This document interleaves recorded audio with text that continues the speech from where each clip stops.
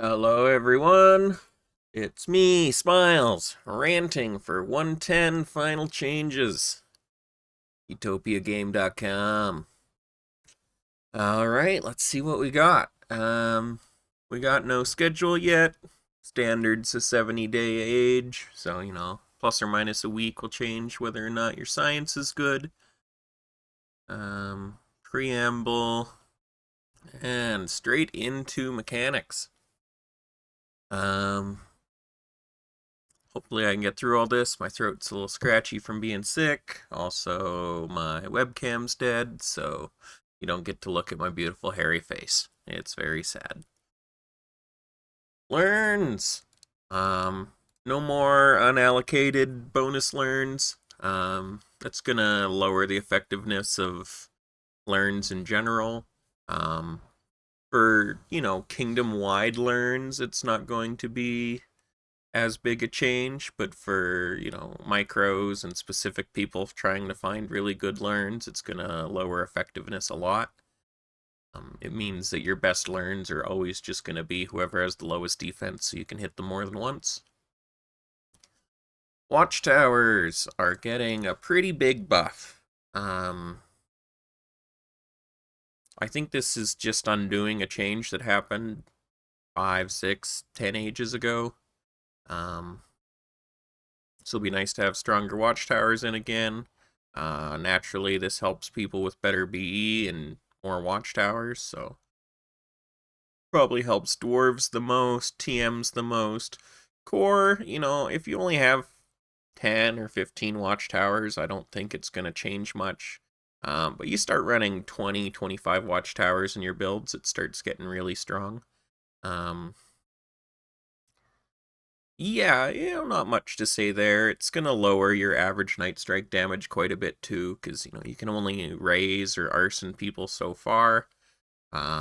So you're always expecting that they have 5 to 8 watchtowers when you Night Strike them, and so that's just gonna be a little bit of mitigation server wide on Night Strike, pretty much. Um, so watchtowers better. I think a lot of people have noticed big increase in Night Strike base play, especially from outside just the regular TM wall. Um, and I think people were thinking it's a bit too strong. And just that Watchtower seemed weak. Like you could just Night Strike people through 15 Watchtowers and it wasn't a huge deal? Question mark. Castle's got a slight buff.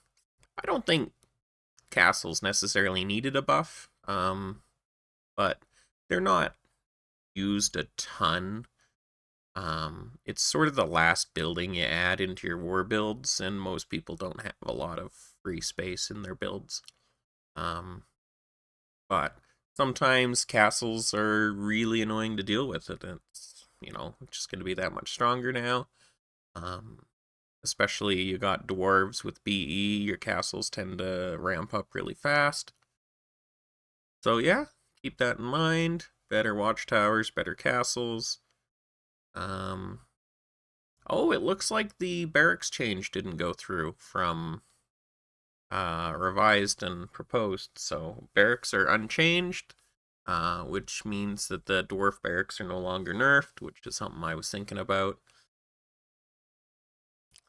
Pitfalls, damage increase. This is also undoing a change from about 10 ages ago. Pitfalls kept slowly getting nerfed. We're back to 25% bonus damage.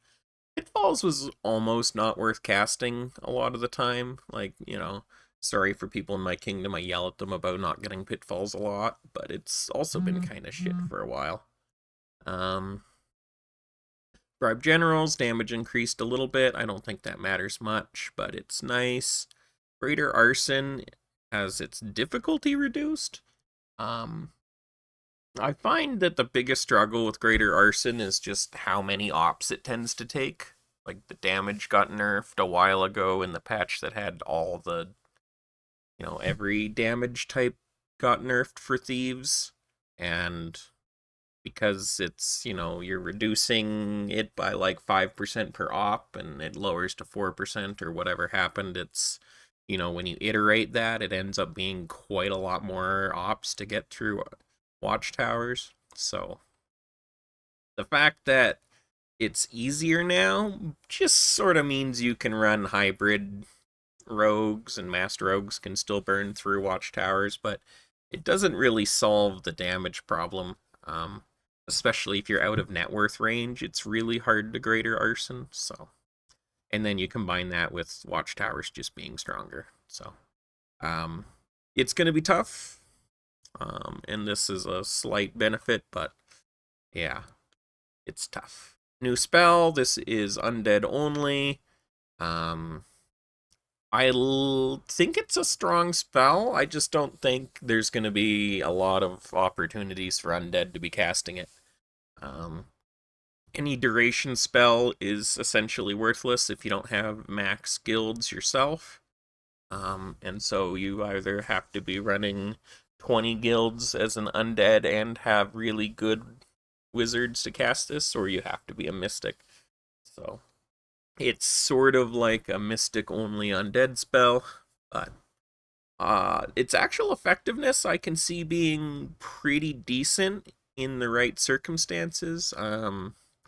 If you could cast this on enemy mystics, it would be really strong. If you can just cast it on Fat Core, and now they're failing self spells, they're barely making runes, I see some potential for it. But it being limited to undead, it means it's probably barely going to be used.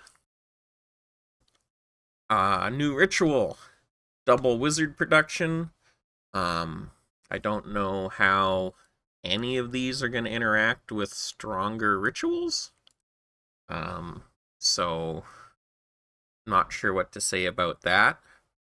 But double wizard production, I don't know why the failed spell losses are even there. I mean, the only instance of that is just casting selfies, so it's like, yeah, okay, you don't blow up now and then on a ritual. Oh well. Um, it's mostly just there for the double wizard production. Before in Revised, it had minus military effectiveness, and I think a few people raised the concern that, scary kingdoms people don't want to interact with, don't care if their effectiveness is lowered, because you're just not going to deal with them anyways, and so it was going to be favoring stronger people more. This having instead a book nerf, I think is a good idea, because now you don't just get to get wizards and science at the same time. You have to sacrifice, one for the other. I would suggest people don't use this in End of War Ceasefire. I think you should keep your universities in End of War Ceasefire. You should build universities and banks, and you can have a few guilds in there, just with your leftover space. But I'd suggest in End of War Ceasefire, focus on universities, banks, get your pump and draft in. And then when you're out of war and you're really strong, if no one's warring you right away, take 2 to 4 days, put in 60, 80 guilds with this ritual, and in less than 1 week, you'll do most of the wizard pumping you need to do for an entire age.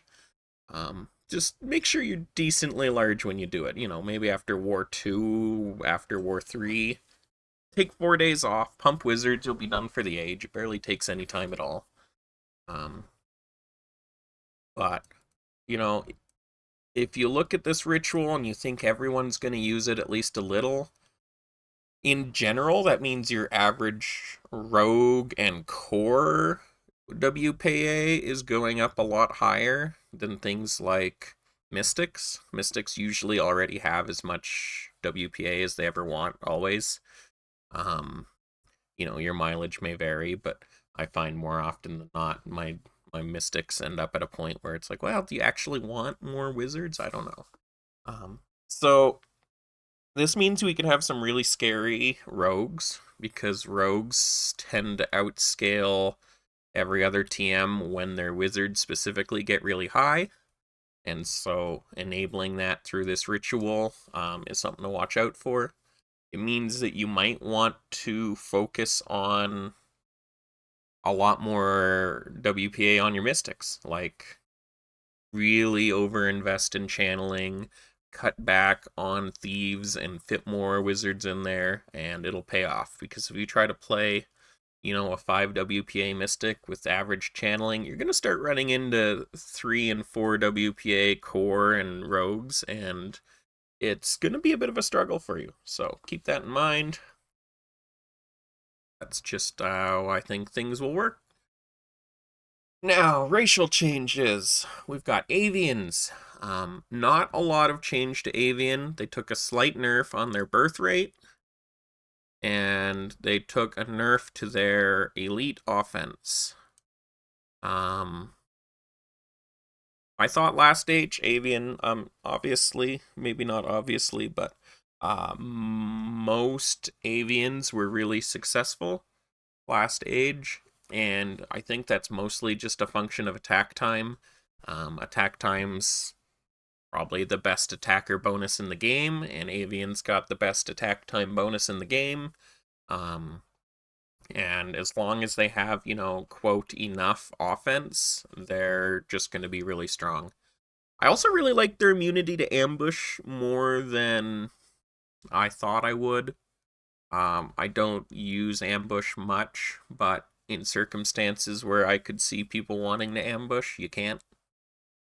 I think the offense hurts. I think we're going to see a few more clerics on core this age. And I think we're going to see a lot tankier core in general. Last age, you had those 9 defense orcs everywhere, and that's who Avian was targeting and winning against pretty heavily, just because of the speed mismatch for the most part. With losing some offense and running into higher defense core, Avian is going to start to struggle a little bit. I found Avian struggled a lot against Dwarf Cleric last age, so losing a bit of offense is going to make it harder to hit TMs, a little bit harder to chain. And with less heretics around, you're not just going to have that, military depletion across the board, so people are going to keep a bit more defense and stuff. So we'll see how it goes. I think Avian's plenty strong, but you do have to watch out for that lower offense problem. Overall, though, Skybound Strike's incredibly strong. Oh yes, and the ability is only usable in war or hostile now.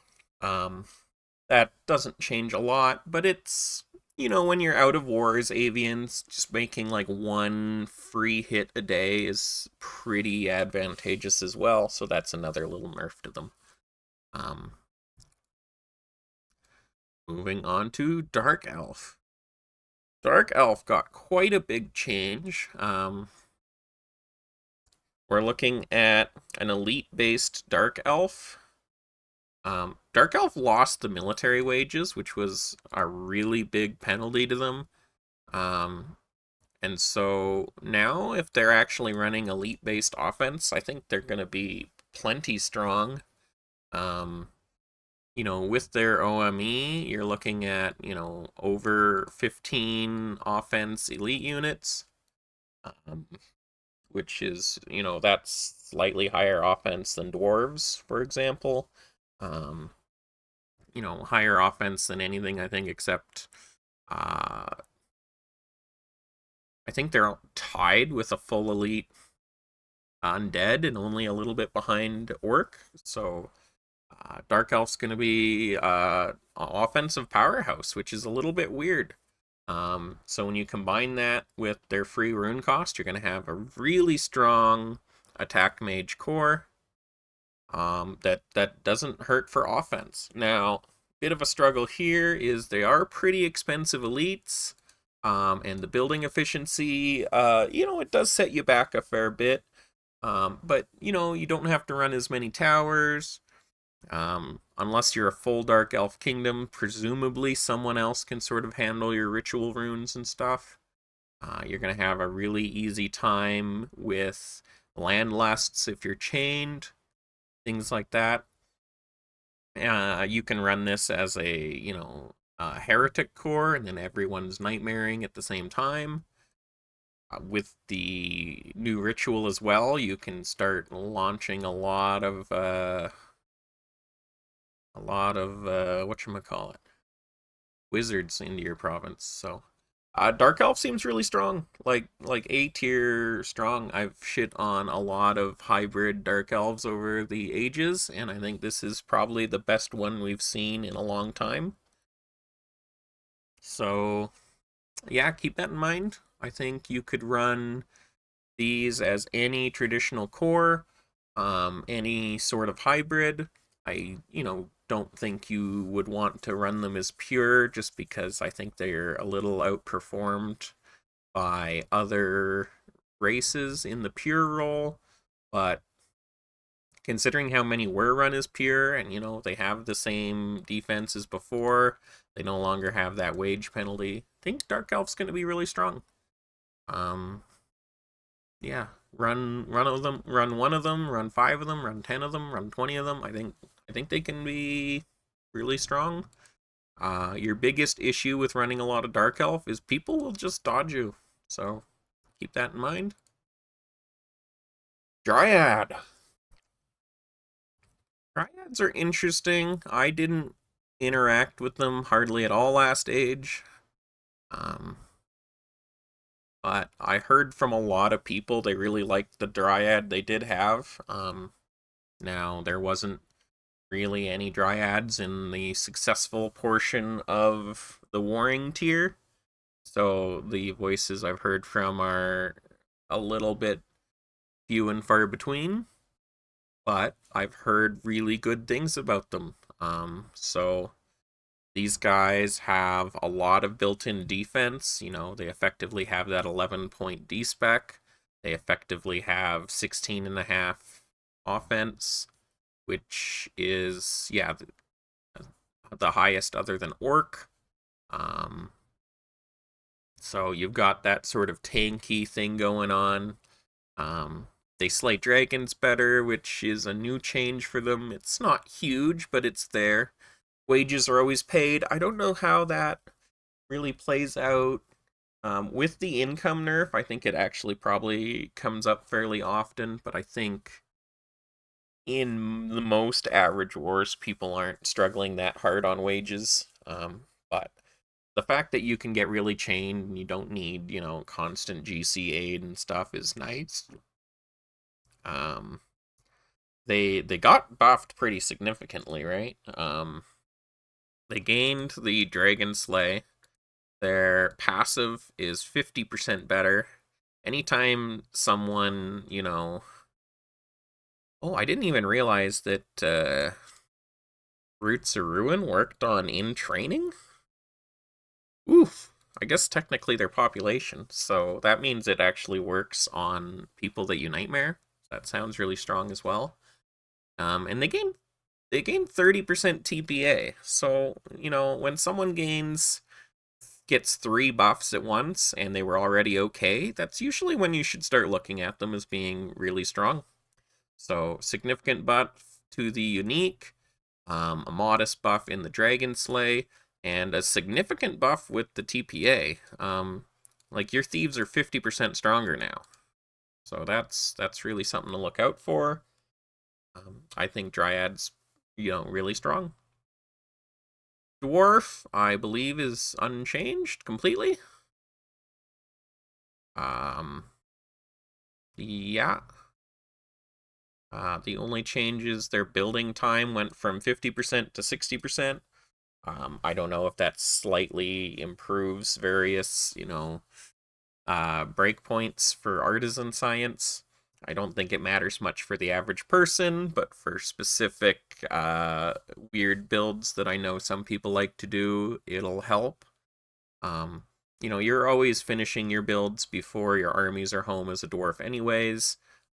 So all this really does is maybe buy you 1 tick on like war swaps and end of war ceasefire swaps. So, that's not a bad thing, but I don't think it's particularly significant. So just based on dwarf last age, I heard good things. Dwarf has really strong economy with the build efficiency and miner's mystique. Um, They're really good at tanking up. The build efficiency works extremely well with new watchtowers, with buffed castles, and their unique's really strong. Like it really hurts TMs if you can get hit by a dwarf. Dwarves can struggle a little bit on reaching the offense they need, but if you're just a little bit bigger, it's not so hard. Um, Common picks for dwarf are artisan to really sort of stack up on those economic benefits and fit in more military.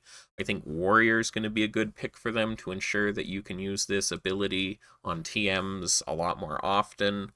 Um, Cleric, just stacking up on that tank ability and turtle ability a bit. So I think dwarf is looking really strong. They didn't really get buffed or anything, but I think they just occupy a good spot. Um, so yeah, not much change there, not much to talk about. I think everyone has their own specific way they like to play dwarves, and they're perfectly viable. So let's double check what's going on here for Elf. Yeah, so Elf lost those military wages, which is pretty handy. It's just a nice little economic benefit to pure defense Elf. But of course, the big thing here is they lost that +1 D-spec. So, you have to fit in 10% more D-specs into your build for the same defense. And, it's going to be more than 10% cheaper to do that economically. So you'll still be able to pay wages on the new D specs, but you're going to have to, suffer a small building efficiency penalty, where you're going to have to fit in more homes or forts or both. You lost that minus casualty, which is pretty significant.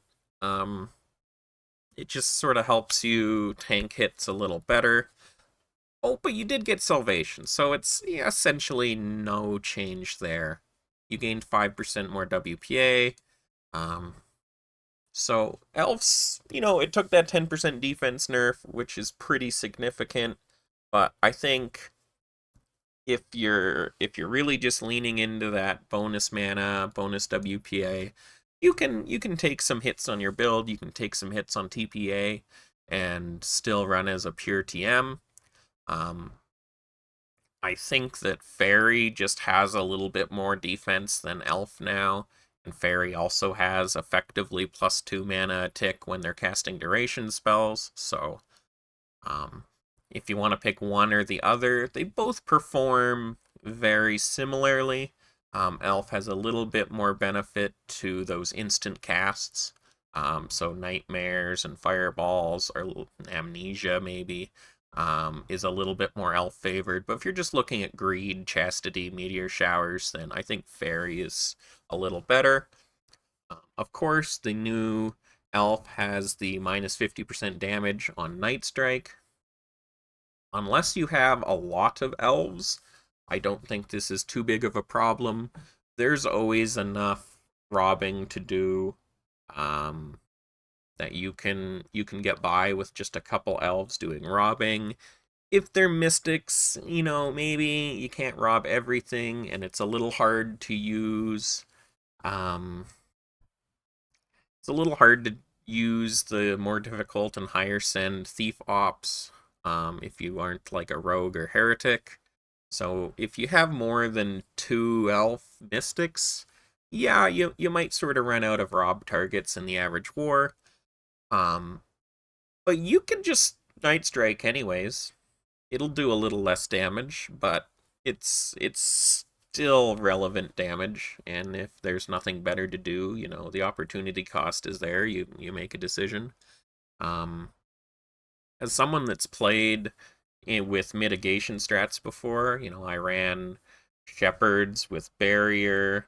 On with watchtowers on a race that had built-in mitigation, and minus 50% damage Night Strikes still hurt, especially when you take a lot of them, and the way the iterative damage works, it does average out to being slightly better than 50% damage in some aspects. So Yeah.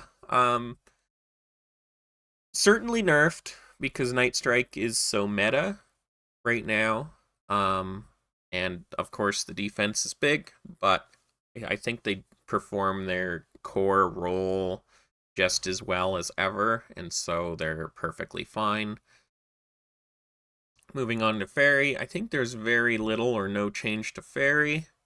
Um, so yeah, you're still looking at, a 5 mana Fairy Mystic with 25% bonus damage to duration spells, which is still effectively a 6 mana tick Fairy, just like Elf is a 6 mana tick Elf on average. So incredibly strong caster, focus on that duration based play. You still have all of these insane racial spells. You get your pitfalls, you get your blizzard. You no longer have invis. I think they lost that 2 ages ago. But you get salvation, so you tank up. You get a little bit of extra science. Um, the big thing with Elf is they provide your kingdom a lot of gold. In End of War Ceasefire, but you do have to run banks in End of War Ceasefire, at least until you hit that like 10 EPA mark. So you are usually a little bit behind on WPA as a fairy, but you can make it work. I think, like Elf, Fairy is in a position where you want to scale back on those thieves. Um, I think running too many Thief per acre is one of the biggest mistakes, medium skill people make. Um, 2 ages ago, I was a Fairy Mystic Prince. I don't think I had more than 4 TPA all age. You can just wait until the enemy TPA drops. You can sit on 3.5 TPA, you rob stuff for a day, and you wait for some orc to bloat, and then you Night Strike him with 100% success, and you never needed that 5 or 6 TPA. And you get extra defense, or extra wizards, or extra economy. Um, Mage's Fury means that you can be a pretty effective fairy that isn't a mystic and still cast well. Clear Sight is incredibly strong. I think we'll see that people are pretty happy with how halflings look. So I think the Clear Sight might be, your make or break on fairy versus elf. Um, yeah, all around fairies just incredibly strong. Not much has changed for them. Um, the only big change is they're unique. It's no longer all Mystic Vortexes always are full removals. It's now a 1 tick per day active. Um, so, if you have only one fairy, this is gonna be a pain. If you have only 2 fairies, you can probably Mystic Vortex the important people almost all of the time with this ability. But you lose that ability to just all day long intra Mystic Vortex people. Um, but I think this 1 tick a day thing is going to be more than enough to, prepare the really important targets. Um, as long as you have, 2 or 3 fairies, I think you won't struggle there. If you only have 1 token fairy, yeah, you're going to have to time this Mystic Vortex ability with that 1 a day cooldown. Halfling. Halflings unchanged, except their wages went down 5%, and they gained +1 to their O-spec. Um, Halfling Last Age was overshadowed by how strong Elf was and how strong Heretics were. Um, if you don't really need the halfling ability as a heretic because you're just night striking and you've got built-in minus losses. Um, and elf was so strong with their defense and their mana that halfling didn't really matter. But if you move out of a pure night strike focused play style and you get back into the halfling rogues, which can threaten TMs a bit better, then this is really strong. Having no loss Greater Arson, Assassinate Wizards, and Propaganda is a really valuable asset. So I think Halfling's looking really strong. I know they can fit the defense in that they want. Their TPA is unmatched. So there's just a lot of good things going on for Halfling. I think you're mostly just seeing Halfling in that pure rogue role. I'm sure you can run Halfling Mystics and Heretics as well. But other people have had more success with that in the past. I've not done great with the caster-based Halfling though. I find that the pure mana, pure WPA casters just fill that role better. But it is what it is. Other people have a lot of success using those plus population thief-based casters. Humans. Humans are interesting. Plus 25% science efficiency is the best single bonus any race has. Like, by far. So you have to look at humans through that lens. You're looking at, effectively having, 60 or 65% more books than everyone else is what this translates to. And then you also get, 10, 20% extra books. So you're playing like you have double the science of anyone else as a human, and it's really strong. Reflect Magic is an incredible spell. So look at human through the lens of these incredible bonuses. Their unique's not great. 10% books is not a huge benefit. This mini learn thing, it's not nothing. It's not amazing though. If you compare it to other uniques, it doesn't match up.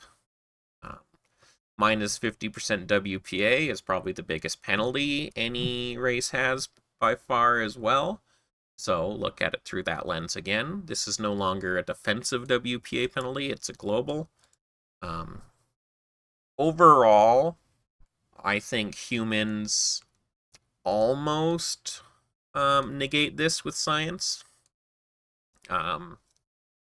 You can, if you have, say, 20% more raw wizards and, 30% more books and channeling with the science efficiency granted, you're essentially even, and those aren't particularly hard things to do. I think the 10% TPA is completely negligible. It's one of those things where 10% is just like you can forget it, you don't really notice it. And their military is not bad. Losing the O-Spec, or the horse rather, hurts them a lot. Human does have this problem where if you're a full elite human, your net worth really starts to bloat. Especially when you start adding, extra population from the science efficiency. And this leads to struggling to hit people in range while simultaneously getting chained really hard. So usually to mitigate that, humans need to be really defensive, and then, you end up with sort of weird tanks that are vulnerable to wizards, and it doesn't exactly mesh out. I would suggest if you're running humans, you should have quite a few of them. Individual humans are going to be easy to target with amnesia, but once you have a big wall of humans, the reflect magic gets a little bit insane, and you can't amnesia everyone, and the amnesia is not permanent damage, and you start cycling through people, and it becomes a big problem. Sorry, my throat's starting to give way.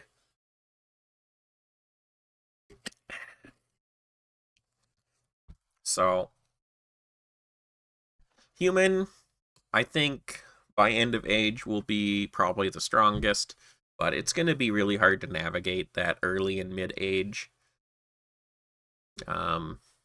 So you're going to have to find something special to do. You're probably going to want to be thief-based until you can get those military numbers up, but it's my assumption that if the age goes late and you've done everything right, your humans are going to become really strong. Okay, I paused for a couple minutes there. Hopefully it's fine. Trying to give the throat a break. Orcs. Orcs are in an interesting spot because by all means they got pretty well buffed. And they were massively picked last age. So let's get into it. Their biggest buff, they gained that +1 D-spec. So they're back to regular defense there. So, and they also gained that 10% building effectiveness back. So, they're really, really a lot stronger in those spots now. They did tank a further nerf to their credits. So the sustain is really not quite there.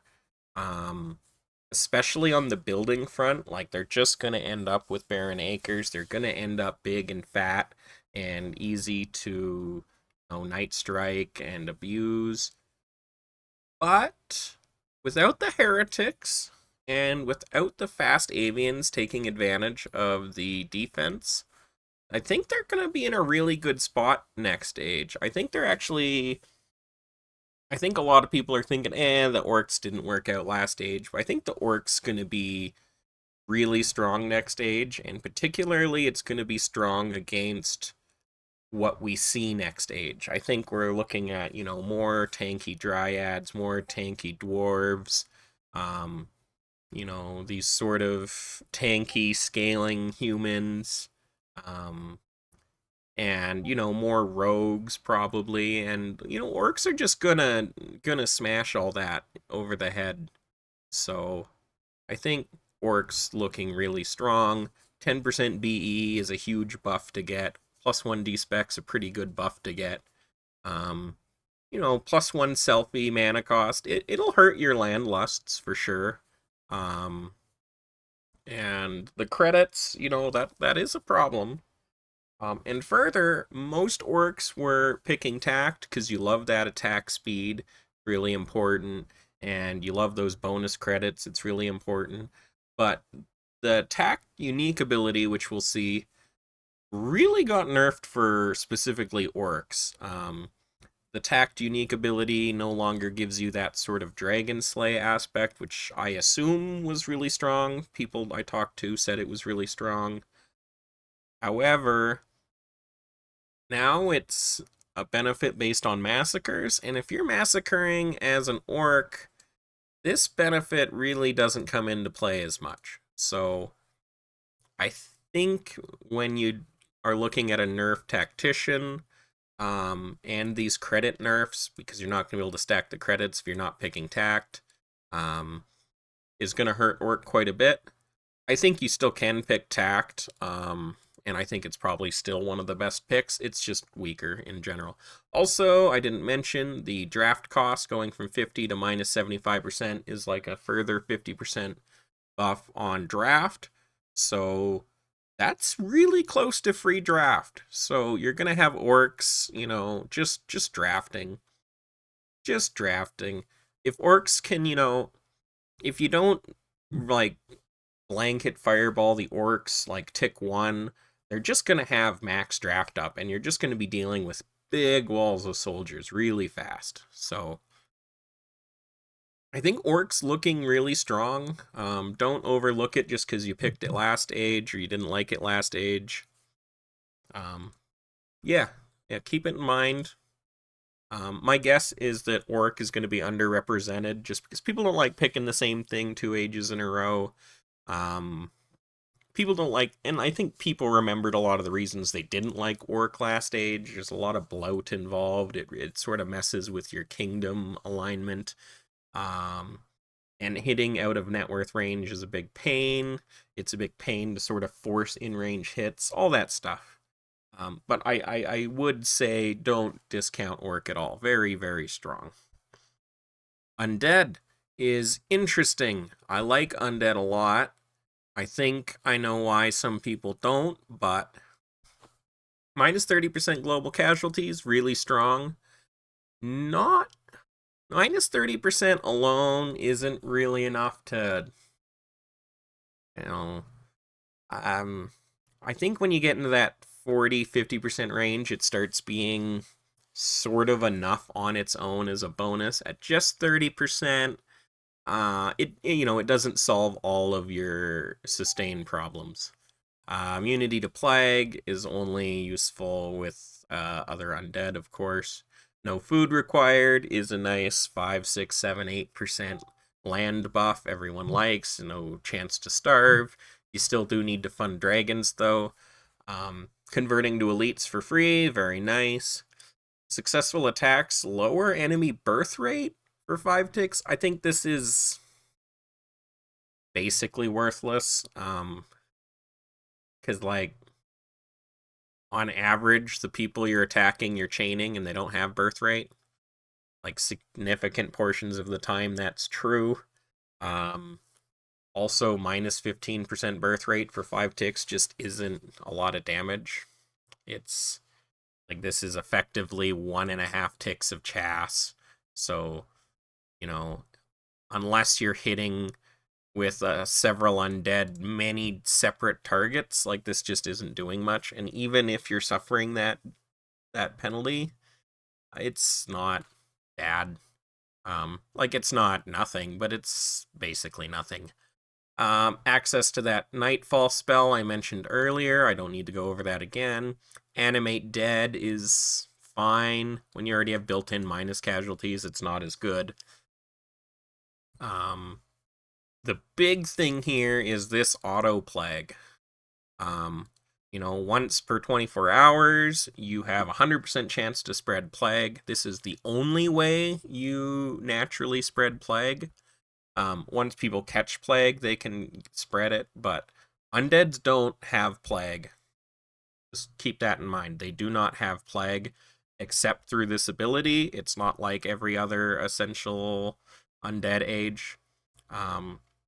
So you don't have that, if you chain me, everyone's getting plague thing going on, but automatic plague is gonna be scary good. Your mileage may vary if you're against people that are hyperactive and they're just always online when you chain them. It's not going to be as strong. If you're fighting Barco, don't expect them to ever, not bounce you with plague. They're just always going to be online because they're cheating or whatever. But if you're chaining someone that isn't online or able to instantly cure plague, you get that first hit plague off. That's like giving your entire kingdom 20% bonus offense. It's like having everyone in your kingdom having a 200% onslaught ritual. It's so nice. And as I've mentioned, I think we're seeing a bit more of a trend of tankier provinces next age. And so the ability to plague on a chain to open up better multi-taps is going to be super strong, super helpful. You can combine this with dwarf abilities and really try and chain TMs. I think a kingdom that runs 20, 25 core and, they roll with undead and dwarves mixed with other high offense core, they could just kill TMs, just utterly kill them, and one after the other. So, no TMs got buffed, and on average, a lot of the core are a lot stronger. And the sort of best anti-core attacker of Avian is the only one that got nerfed. So, I would be a little scared to be a TM next age. I think you're going to want to really overbuild that defense.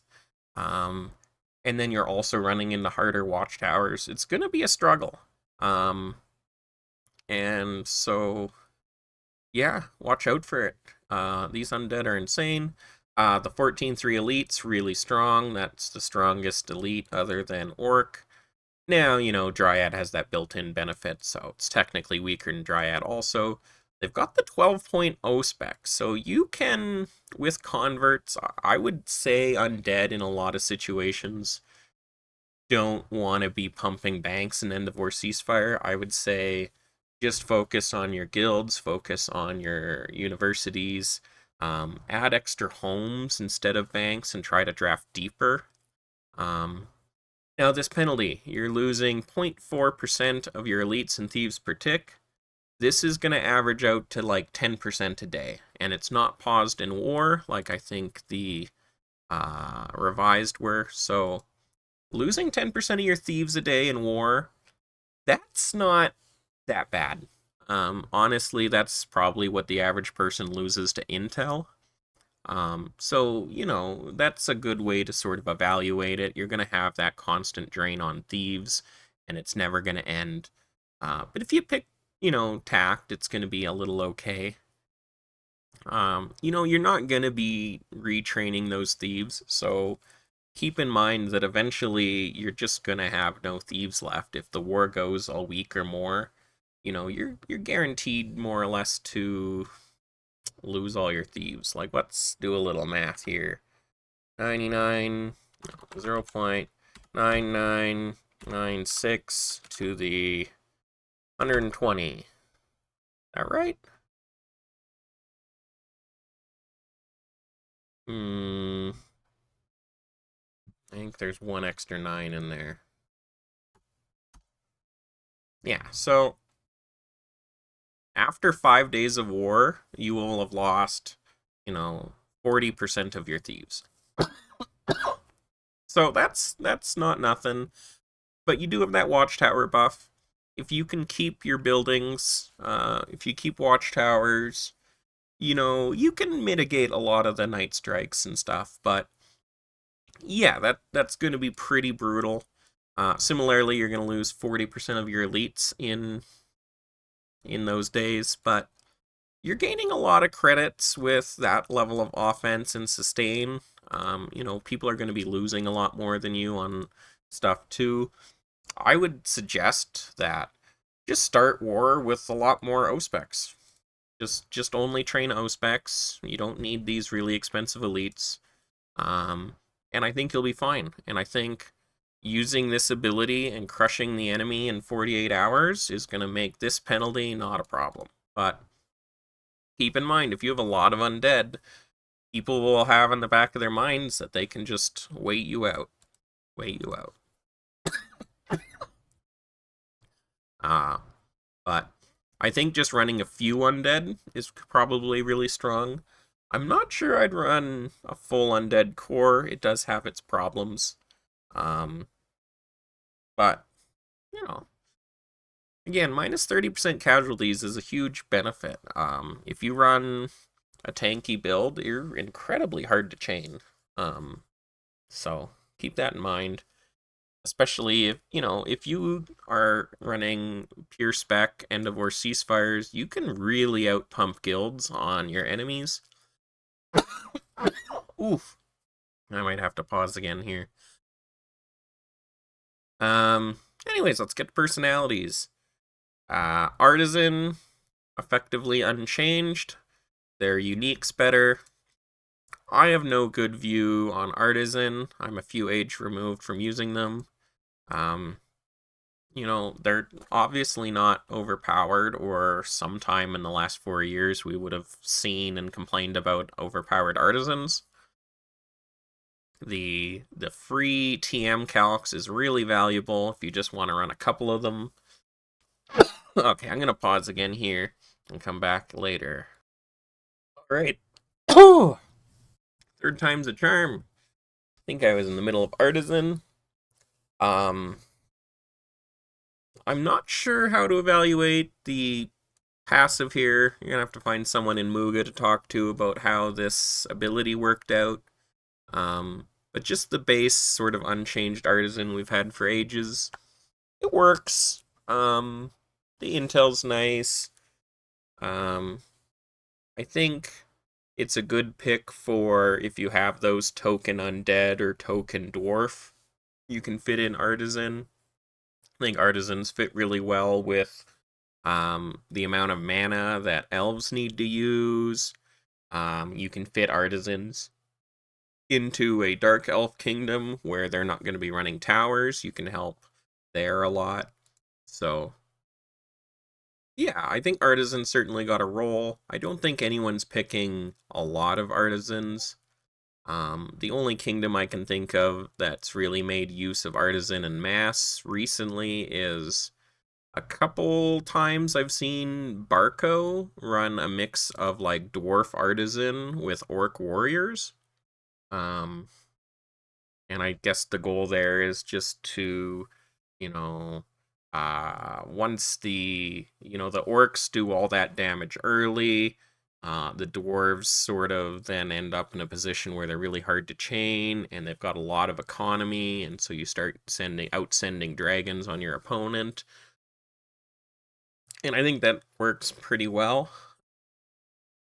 Keep in mind when our Barco runs, non-tax or non-avians, they're almost always running 20 plus barracks. They really do focus on that attack speed.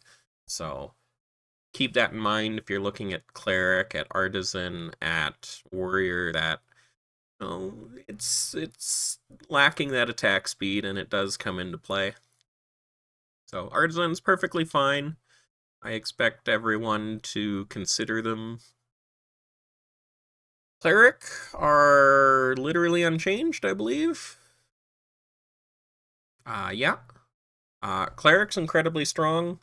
Um, Illuminate Shadows and Divine Shield, combined with the instant spell damage, is very strong. It's a lot of sustain. You get the Salvation, which is a little bit of troop sustain. You get better science than everyone else. Low self-spell mana cost means you're just a little bit better at land lusting. And, plus 10% defense on average is just really strong. I was talking about a tanky meta. This has all of the tools to be tanky all at once. And, you Dragon Slay a little bit better. Not a lot to talk about here. I think Cleric's an excellent choice for Avians, an excellent choice for orcs, dwarves, you name it. I think Cleric is sort of the global pick that everyone can use really well. But you don't get that same oomph that you get out of just picking warriors, so it's a sort of different style. General, we have a new personality. They get extra military books. That's pretty insignificant. That only ends up being like +5, +7% science in military, in effect. Training time, I don't consider a particularly useful bonus. It does allow you to delay draft, so it's an okay economic bonus in End of War Ceasefire. I don't consider it particularly useful otherwise. Extra General's really good if you're using it, but it's not particularly easy to use unless you've got, say, Nightmare in the Kingdom. But, if you got those undead giving plague, maybe you kill stack a little bit, you got onslaught, I can see it happening. Converts are nice, but not huge. I think on average, most people are mostly elites anyways. Converts are only strong in situations where you have a lot of specs. Access to Wrath is nice, but pretty minor. Access to Steel Warhorses is essentially worthless, because outside of a halfling, I can't see any situation where a core is able to steal warhorses without losing all their thieves. And really the only good bonus General has is this military returns. Your losses come back 35% as soldiers. It's a lot of free soldiers. But I honestly just think General's pretty bad. I wouldn't be picking it ever. I I don't think there's a use case for it. So yeah, that's all I have to say there. Heretics, can't really compare them to last age heretics. But we'll just compare it to a more traditional heretic. 40% wizard production, a little less than what you usually see. 30% thieves lost, a little less than you usually see. Plus 15% magic effectiveness. You get that right away, so you don't have to scale your science, but it's not a huge bonus, right? Like, that's not as good as just this spell that Mystic gets. Um, Bonus damage to robbing operations. Um, it's good. For someone like an elf heretic that's already not night striking, it's, a nice little bonus. But it's not nothing huge. It's pretty minor. Finesse science efficiency. Finesse science is really good. Having a bonus to that's really good.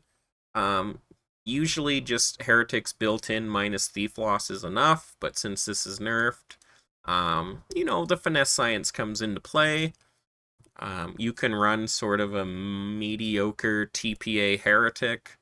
Um, just run a lot of watchtowers, ignore the thieves' den, and focus on robbing. Um, then you can sort of push that WPA aspect harder. But all of this is just superfluous. You're exclusively picking one heretic for access to Fool's Gold, or heretics in general for access to nightmares.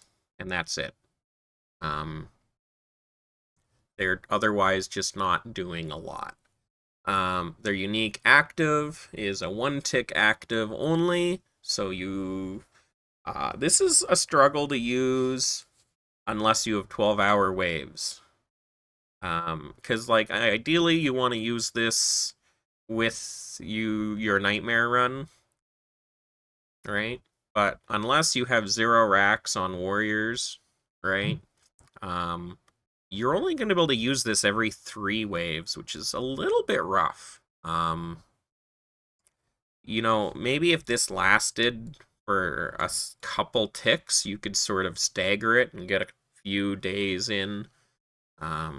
So yeah, on average, this is plus 20% damage, plus 20% damage to your night strikes, and your nightmares once a day is pretty strong. Generally, your heretic's not going to be covered in exposed thieves, so you are going to be able to store up that stealth usually. So, this is a really good bonus, but they just sort of lack everywhere else. Granted, having plus, 20, 30% damage and plus 25% damage when it comes to robbing is sometimes really significant. You can do, the way the uh, reductions work on these sorts of ops, having plus damage is really, really cuts down on the number of ops you need to do. So like you're going to be able to rob 50% of someone's runes in a single op. That can be really significant. So, it's nice, but again, you're just looking at those robbing operations, which are, while impactful, not as plentiful as the unlimited night strikes you can do. So yeah, I think heretics, as it's often been, just you're either nightmaring because you're really synced and powerful and strong, or your heretic's going to feel a little bit like a wasted pick. Personally, I've never managed a great deal of success with nightmares, and if I'm not very good at doing it, I think that probably means that there's not a huge amount of potential for it. Of course, the exception here is going to be if you just pick a bunch of Dark Elf heretics, and I think picking a bunch of Dark Elf heretics is going to be extremely strong. The Dark Elves, you've got Guile that can stack with this damage bonus. You've got Invis. You can make good use of the Finesse without, pumping a ton of Thieves' Dens, and you can get a lot of Night Strike in with not very many Thieves. So I think the big Dark Elf Heretic attacking core is going to be an extremely strong potential. And also, if you're doing something like that, you will have those 24 or 12 tick attack times, so you will be able to use this every other wave. Um, and if you have enough of them, you can, half of your people are using it wave one, the other half using it wave two, and you've got sort of permanent coverage there. Um, so I'd say a Dark Elf Heretic Kingdom is uh probably the strongest setup you can do, but you're going to, miss out on some wars. You're going to get dodged. You're going to be probably forced to play for a land. Also, for that, it's really tough to manage your offense and defense ratios. It's also really tough to manage WPA and TPA. I think with the new ritual though, that's a lot that's stacking up for a Dark Elf Heretic Kingdom. So keep that in mind. Mystic, I think there's no change here except they lost Fool's Gold, which is something I've been begging for because Fool's Gold on a Mystic makes me really upset. I think it's just really bad game design. But everything else here is unchanged. Classic, super strong. You have so many spells here. It's not just Meteor Showers. You're also getting plus 25% WPA. You're getting extra wizard production, the guilds, the mana, everything. I think Mystic's really strong. There's you look back at, past ages and it would be like Mystic, and their benefit would be access to Meteor Showers, and that was it. So modern Mystics are insane. But as I mentioned, if you're seeing server-wide higher WPA, your Mystics are really going to want to focus on maxing out that WPA. So I think your Mystics should be less focused on... They should be less focused on trying to add in that thievery aspect. I think you should probably limit your Mystics to being hardcore casters. You might miss out on a little bit of Night Strike value here and there, but I think it's going to be really important.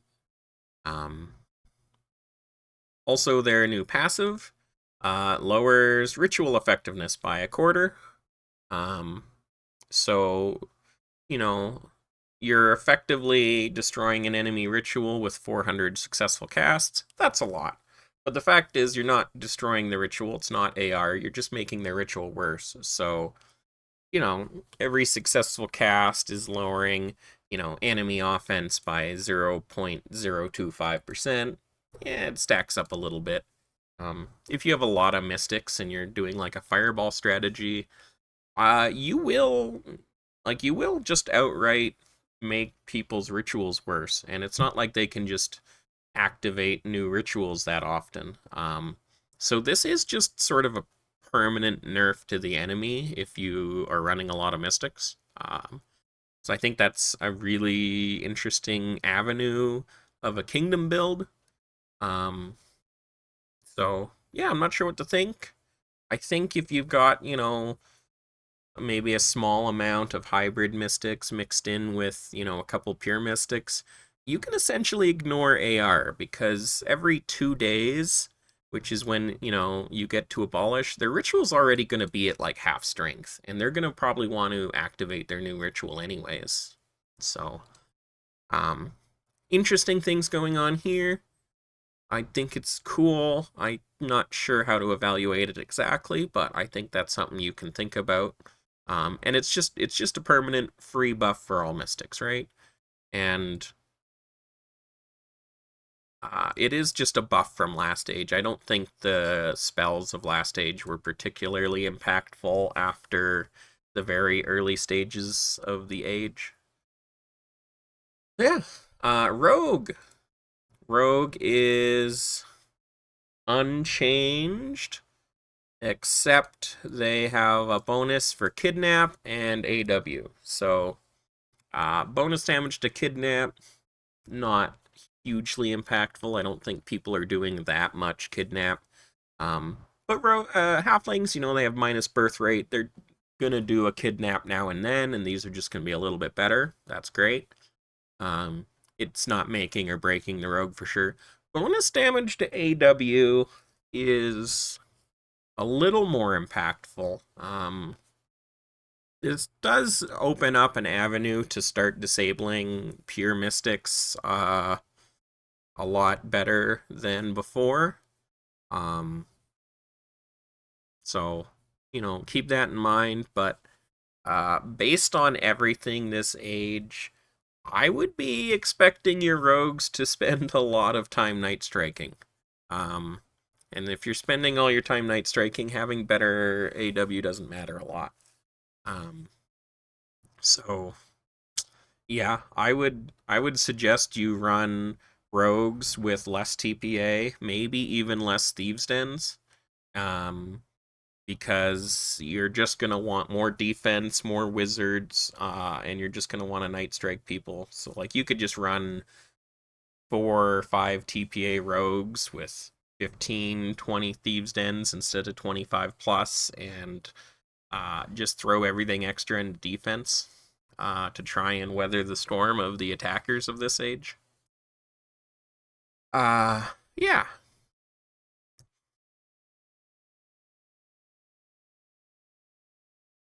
Maybe there's a world where you're running elf rogues that really focus on assassinate wizards, uh, instead of Night Strike. It could be a thing. I don't know. I heard some people talk about fairy rogues. I think the problem with fairy rogue is that it's really hard to fit in thieves and wizards, um, with the population. So I don't know about that. Tactician. Tactician is unchanged for their main things. However, their siege science efficiency got swapped to valor science efficiency.